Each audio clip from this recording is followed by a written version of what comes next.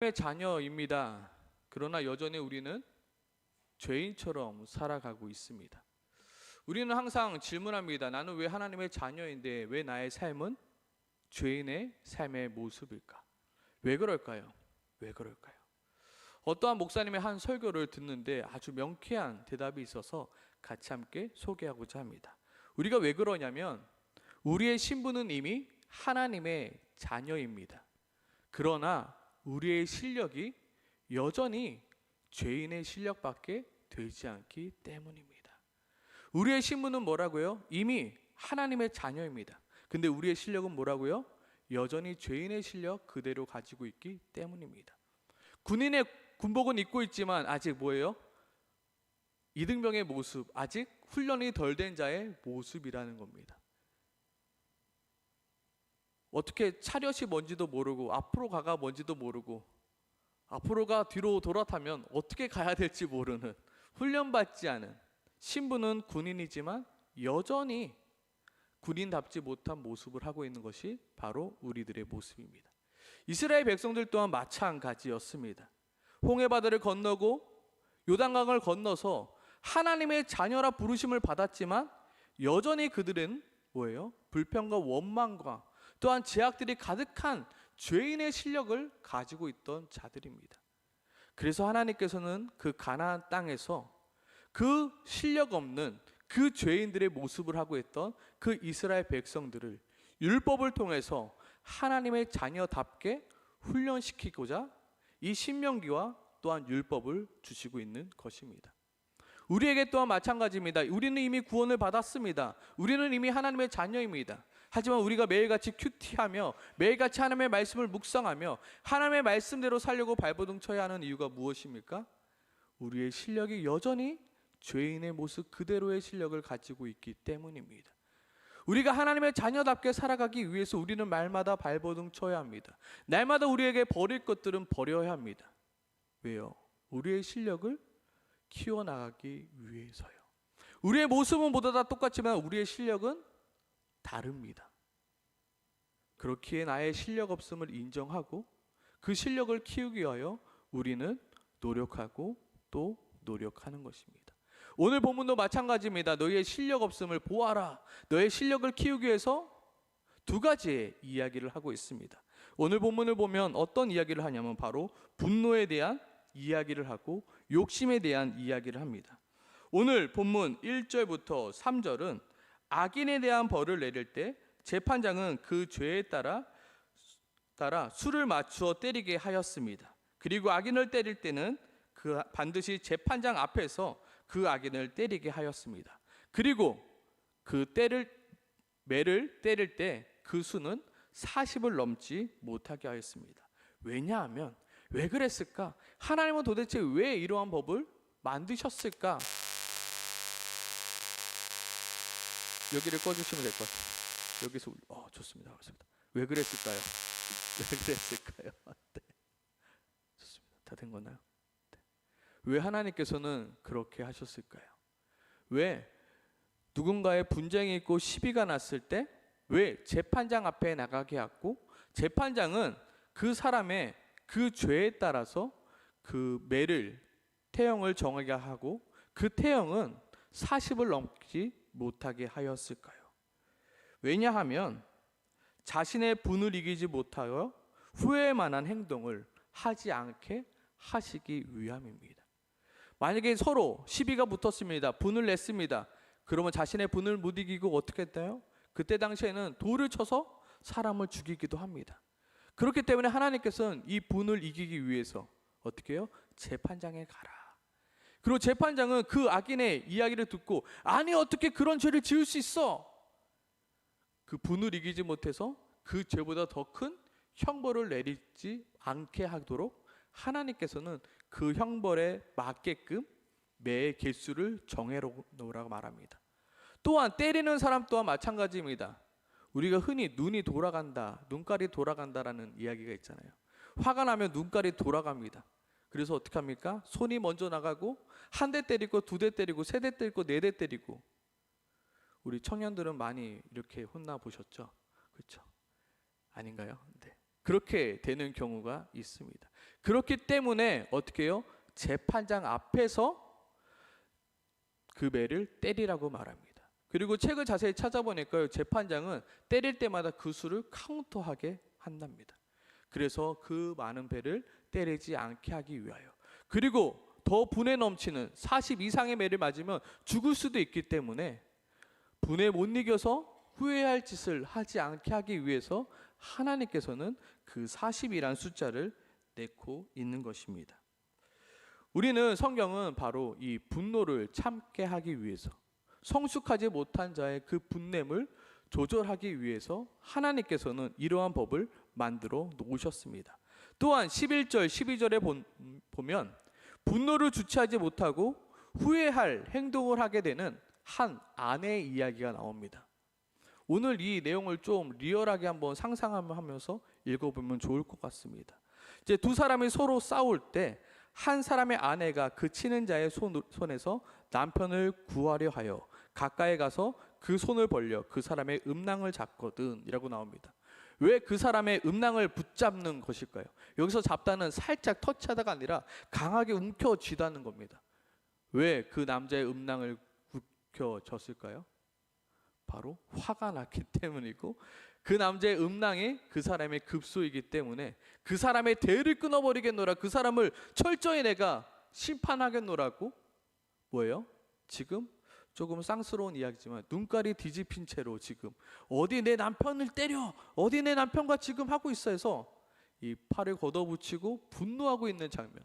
그래서 자기도 모르게 뭐예요? 그 사람의 음낭을 붙잡으며 지금 화풀이를 하고 있는 장면입니다.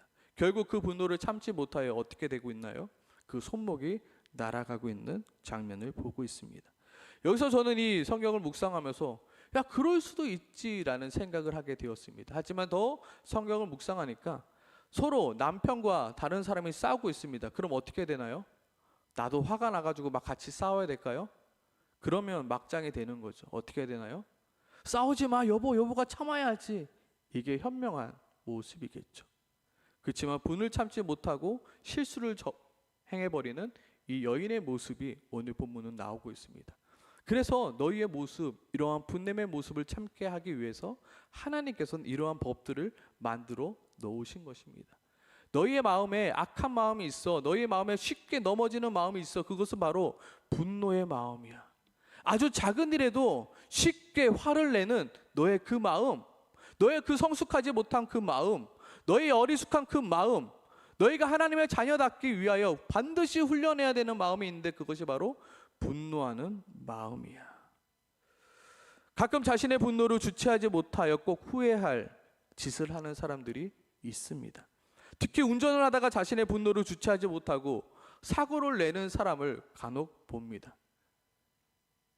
자신의 분노를 주체하지 못하여 또한 다른 사람을 폭행하거나 다른 사람의 물건을 부수거나 자신의 몸을 자해하는 사람도 있습니다. 결국 분노는 자신을 다치게 만드는 것이며 바로 정말로 어리석고 미성숙한 모습이기에 우리는 우리 안에 있는 그 분노를 다스리고자 노력하고 또 노력해야 하는 것입니다. 설교를 하고 있는 저 역시 이 설교를 준비하면서 너무나도 어렵고 힘들었습니다. 왜요? 분노하고 있는 저의 모습이 있었기 때문입니다.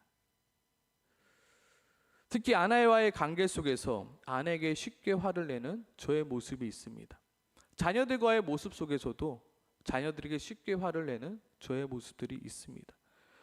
설교를 하고 있는 저 또한 이런 미성숙한 모습들이 너무나도 많이 있습니다.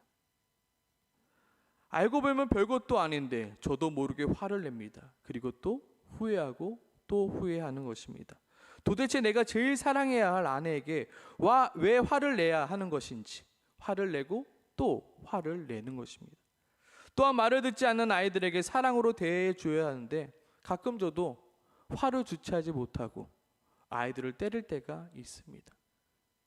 그러면 때리는 그 순간 바로 후회합니다. 왜 우리는 이렇게 미성숙한 모습들이 있을까요? 우리가 하나님의 자녀인데 우리의 실력이 죄인의 수준밖에 되지 않기 때문입니다. 우리는 훈련하고 또 훈련하고 회개하고 또 회개하며 다듬고 또한 버리는 훈련을 우리는 해야 합니다. 먼저는 내 안에 이러한 못난 모습들이 있음을 인정해야 합니다. 그리고 그로 인하여 내 아내와 내 아이들이 아파하고 있다는 사실을 우리는 인정해야 됩니다. 그것이 먼저 나에게 정말로 미성숙한 모습이구나. 이것이 정말로 내가 고쳐야 될 모습이구나. 이것이 정말로 하나님의 자녀답지 못한 모습이구나. 이 모습이 내가 정말로 버려야 될 모습이구나라고 우리는 인정하고 또 인정해야 됩니다. 솔직히 어떻게 버려야 될지 저도 잘 모르기에 그에 대한 해답을 오늘 설교에 내놓을 수가 없었습니다. 도대체 어떻게 하면 될까? 노력하고 또 노력하는, 또 회개하고 또 회개하는, 정말로 그것을 인정하는 내 모습 속에 있어야 되는 것입니다. 아직까지도 저도 이러한 못난 모습을 고치지 못하기에 기도하고 또 기도하는 것입니다. 오늘 수요 기도회 때 어떤 기도를 해야 되겠습니까? 하나님, 내 안에 분냄이 있습니다. 자꾸 사소한 일에 내가 화를 내고 있습니다. 특히나 내가 사랑하는 가족들에게, 특히나 내가 사랑하는 내 자녀에게, 나의 이웃에게 화를 내고 있습니다. 화낼 게 아닌데 자꾸 내 마음 가운데 화를 내고 후회할 행동들을 하고 있습니다. 하나님, 용서하여 주시옵소서. 내 마음 가운데 분냄이 아니라 내 마음 가운데 인내요 사랑하며 긍휼함을 허락하여 주시옵소서. 하나님, 내 마음 가운데 오래 참음을 허락하여 주시옵소서. 하나님께서 왜 이스라엘 백성들에게 재판장에게 나아가라 하셨을까요? 왜 하나님께서 이스라엘 백성들에게 그 음낭을, 자신의 분을 못 이기고 그 남자의 음낭을 잡는 자의 손목을 치게 하셨습니까? 그 분노를 조절하게 하기 위해서요. 그것이 잘못된 것을 알게 하기 위해서요. 그렇게 해서라도 이스라엘 백성들을 고치게 하기 위해서요. 그들 근동사회에서는 뭐예요? 법이 없습니다. 그냥 내가 화나는 대로, 내 감정 그대로 참지 못합니다. 그러나 그것은 하나님의 자녀답지 못한 행동임을 가르쳐 주기 위하여 하나님께서는 그렇게 법으로 또한 여러 가지의 장치들로 그들을 막고 또 막는 것입니다. 우리의 분노하는 약한 모습이 있다라면 주님, 내가 고치게 도와주시옵소서. 내가 분노하는 모습이, 그 악한 모습이 고쳐지지 않는다면 여전히 우리의 가정은 지옥과 같은 가정이 될 수밖에 없습니다. 남편과 아내는 서로가 서로의 눈치를 바라보기 급급합니다. 자녀들조차 부모의 눈치를 보며 살아갈 수밖에 없습니다. 이는 반드시 우리가 뿌리 뽑아야 할 악한 모습임을 인정하고, 혹시나 내 안에 그러한 분냄이 있거나 분노가 있다라면 이 시간 회개하고 돌아가는, 정말로 내가 다시금 그러지 않겠습니다 라고 다짐하고 결단하는 우리 이 시간이 되었길 소망합니다. 아멘이십니까? 아멘. 두 번째로 4절 그리고 5절부터 10절 그리고 13절부터 15절은 우리를 망하게 만드는 욕심에 대해서 말하고 있습니다. 먼저 4절은 하나님은 이스라엘 백성들에게 곡식을 떠는 소에게 망을 씌우지 말라 말씀하십니다. 이는 이스라엘 백성들이 추수한 곡식을 타작할 때 소를 이용하여 타작을 하게 되는데요, 그 소의 입에 망을 씌우는 것입니다. 왜요? 그 곡식을 주워 먹지 못하게 하기 위해서요. 이 말씀은 신약 시대에 더 말씀이 확장되어 디모데전서 5장 18절에서는 일꾼이 그 삭을 받는 것이 마땅하다라는 말씀으로 확장되고 있습니다. 즉 자신의 욕심을 채우기 위하여 마땅히 지불해야 할 것들을 아끼거나 아까워하거나 모른 척하고 넘어가지 말라입니다. 그 노동에 대한 합당한 대가를 지불하라 말씀하고 있습니다. 요즘 열정페이에 대한 말을 많이 하고 있습니다. 기성세대에는 열정페이가 너무나도 당연합니다. 야, 나 때도 다 이랬어. 그러나 요즘 시대의 사람들에게 그래서 열정페이를 강요합니다. 그러하여 수많은 사회적 문제들이 발생하고 있는 것을 우리는 알아야 합니다. 열정페이 성경적일까요? 오늘의 본문에 보면 야, 소, 너 내가 먹여줬으니까 먹지 마. 안 돼. 야, 너 내 거니까 내 마음대로 할 거야. 어떻게 소에게 열정페이를 지금 강요하고 있는 것입니다. 합당한 노동의 페이를 지불하지 않고 있는 것입니다. 일을 하였다면 그 일한 대가에 맞게 정당하게 지불해야 되는 것이 무엇입니까? 성경적 원리라고 합니다. 그러나 수많은 사람들이 많은 것을 가지고 있으면서도 작은 것에 아까워합니다. 그 작은 것을 양보하려 하지 않습니다. 뭐 때문에요? 내 욕심 때문에요. 내가 많은 것을 가지고 있어도 더 많은 것을 가지고자, 더 많은 것이 있음에도 불구하고 남에게 조그만 것을 양보하는 것조차 인색하고 아까워합니다. 그런데 그 인색하고 아까워하는 마음이 결국 그 사람을 망하게 만드는 길임을 오늘 성경은 우리에게 말하고 있습니다. 혹시 내 안에 인색함이 있지는 않는지, 내 마음에 정당한 대가를 지불하는 것을 아까워하는 마음 때문에 누군가의 마음에 피눈물을 흘리게 만든 적은 없는지. 소가 말은 못해도 피눈물을 흘렸겠죠. 나도 먹고 싶은데, 나도 일하는데, 나도 배고픈데. 우리에게 이러한 인색한 마음이 없는지 우리는 살펴보아야 합니다. 조금 지난 드라마인데요, 이태원 클라스라는 드라마가 있습니다. 이 드라마에서는 요리를 아주 못하는 주방장이 나옵니다. 그래서 사람들이 모두 다 이 주방장을 해고하자라고 말합니다. 그런데 여기 우리 주인공은 오히려 해고하는 대신 그 연봉의 2배를 주면서 이렇게 말합니다. 내가 2배 더 줄 테니까 2배 더 연습해. 그래서 우리 가게에 합당한 요리사가 되어줘. 멋있지 않습니까? 기독교의 원리가 이런 원리입니다. 우리는 죄인의 수준밖에 되지 않습니다. 그런데 예수 그리스도께서 예수 그리스도의 보혈의 핏값을 미리 지불해 주면서 이거에 맞게 살아가라고 말씀하고 있는 것입니다. 우리는 죄인의 수준밖에 되지 않습니다. 그러나 주님께서 예수 그리스도의 핏값을 지불해 주시면서까지 우리의 신분을 바꿔주셨습니다. 그럼 우리는 그에 걸맞게 살아가야 되는 것입니다. 내 안의 욕심과 인색함을 버리지 못하고 그 조그만 것을 양보하지 못해서 살아가는 것이 아니라 정말로 하나님의 자녀답게, 하나님의 자녀의 그 천국을 소유한 자답게 살아가야 한다는 것입니다. 너희는 좀 그렇게 살아가. 내가 너희에게 그 모든 땅을 주지 않았니? 내가 너희에게 이른 비와 늦은 비로 그 곡식을 주지 않았니? 근데 그 소가 조그맣게 먹는 그것마저도 너가 양보하지 못하여 어찌 소의 입에 그 망을 씌울 수 있겠니? 너의 인색함을 버리라 성경은 말하고 있는 것입니다. 더 나아가서 5절에서 10절까지는 자신의 욕심 때문에 형제의 의무를 이행하지 못하는 자의 이야기가 나옵니다.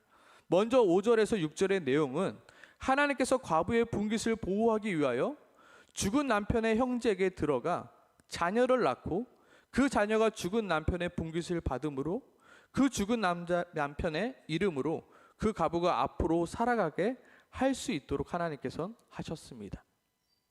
좀 더 쉽게 이야기하자면요, 내 형이 있는데 형이 먼저 죽은 겁니다.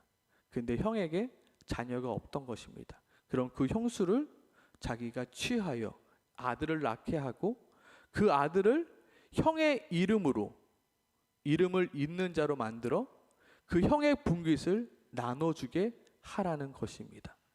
그런데 여기서 문제는 무엇입니까? 그 아내를, 그 형수를 취하지 않는 것입니다. 취하는 것을 거부하는 것입니다. 물론 많은 책들을 보니까요, 그 형수가 자기 스타일이 아니어서 그것을 취하지 않았다라고 썼는데요, 저는 욕심이라는 단어를 가지고 이 성경을 읽으니까요, 다른 마음이 보이더라고요. 그 자녀를 낳게 되고 그 형의 이름을 분깃을 떼어주면 어떻게 되나요? 자신의 분깃이 줄어들기에 아마 그 악한 마음이 그 마음 가운데 있는 것입니다. 그 욕심이 있는 것입니다. 자기의 조그만 것을 더 띄워주기 싫어서 그 형수의 힘듦을 모른 척 하고 있는 것입니다. 마치 이것은 사절 속 곡식을 떠는 소에게 망을 띄우고 있는 자의 모습과 마찬가지 모습입니다. 과부는 약자입니다. 아무것도 없습니다. 얻을 것이 없습니다. 그런데요, 자신의 것을 조금이라도 양보하기 싫은 마음 때문에 그 형수를 자기의 아내로 드리는 것을 거부하고 있는 것입니다. 결국 마땅히 해야 할 것, 그것이 성경은 마땅히 해야 될 형제의 의무라고 말하고 있습니다. 그렇지만 그 욕심 때문에, 그 인색함 때문에 형제의 의무를, 마땅히 해야 할 그 의무를 행하지 않고 있는 것입니다. 그리하여 어떻게 되나요? 10절에 보면 형제 중에 그 이름을 신벗김 받은 자의 집이라 불리우게 된다 말씀하십니다. 여기서 신이 벗겨졌다는 것은 자신이 행해야 할 마땅한 의무를 행하지 않는 자의 의미로 앞으로 평생토록 사람들에게 손가락질 당하게 될 것이다 말합니다. 자신의 인색함 때문에 자신이 마땅히 해야 할, 마땅히 지불해야 할 그 의무를 행하지 않은 자에게 수치와 치욕이 있고 또한 손가락질을 당하게 된다 말하고 있는 것입니다.